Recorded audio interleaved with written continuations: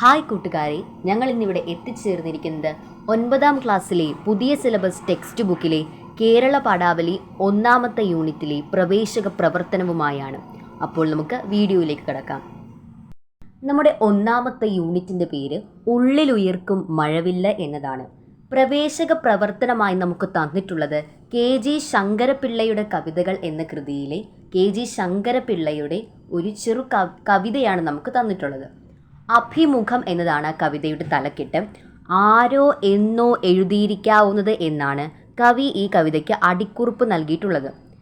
ഏറ്റവും ഇഷ്ടം എന്നെ തന്നെ, അതു കഴിഞ്ഞാൽ അത് കഴിയുന്നില്ലല്ലോ.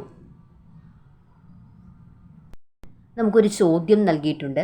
കവിതയിലും ചിത്രത്തിലും തെളിയുന്ന മനോഭാവം ചർച്ച ചെയ്യുക. അതായത് ഈ ചെറു കവിതയിലും അതോടൊപ്പം യൂണിറ്റിൻ്റെ പ്രവേശക പ്രവർത്തനത്തിൽ നൽകിയിട്ടുള്ള ഈ ചിത്രത്തിൽ നിന്നും നമുക്ക് മനസ്സിലായത് എന്താണ് എന്ന് ചർച്ച ചെയ്യാനാണ് പറഞ്ഞിട്ടുള്ളത്.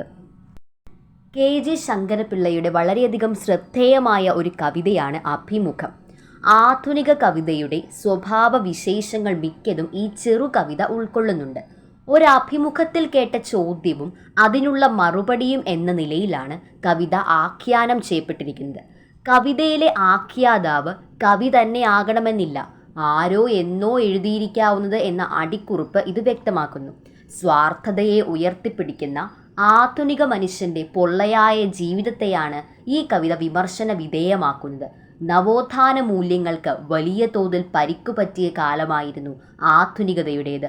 മുതലാളിത്തം, വ്യവസായവൽക്കരണം, യന്ത്രവൽക്കരണം തുടങ്ങിയവ ഇന്നത്തെ കാലഘട്ടത്തെ കീഴടക്കിയിരിക്കുന്നു. ഏറ്റവും ഇഷ്ടം എന്നെ തന്നെ എന്നു പറയുന്ന അയാൾ സ്വാർത്ഥതയുടെ പ്രതീകമാണ്. അതു കഴിഞ്ഞാലോ എന്ന ചോദ്യത്തിന് അത് കഴിയുന്നില്ലല്ലോ എന്നാണ് ഉത്തരം. മനഃശാസ്ത്രത്തിൽ നാർസിസം എന്ന് വിളിക്കുന്ന മനോഭാവമാണിത്. സ്വയം ആരാധനയാണ് കവിതയിൽ കാണാൻ കഴിയുന്നത്. പാഠഭാഗത്തെ ചിത്രം ഒരാൾ സെൽഫി എടുക്കുന്നതാണ്. സെൽഫിയിൽ കുടുങ്ങിക്കിടക്കുന്നവർ ചുറ്റുപാടിനെ കാണുന്നില്ല. അവർ സ്വന്തം മുഖം മാത്രം കാണുന്നു. സെൽഫിയെ സെൽഫിഷ്, അതായത് സ്വാർത്ഥതയുമായി ബന്ധിപ്പിക്കാൻ കഴിയും. സ്വന്തം സൗന്ദര്യത്തിലുള്ള വ്യഗ്രതയാണ് ഇവിടെ സൂചിപ്പിക്കുന്നത്. സ്വന്തം കാര്യം മാത്രം നോക്കി ജീവിക്കുന്ന ഇന്നത്തെ കാലഘട്ടത്ത് ഏറ്റവും അധികം പ്രസക്തമാണ് ഈ ഒരു ചെറിയ കവിത.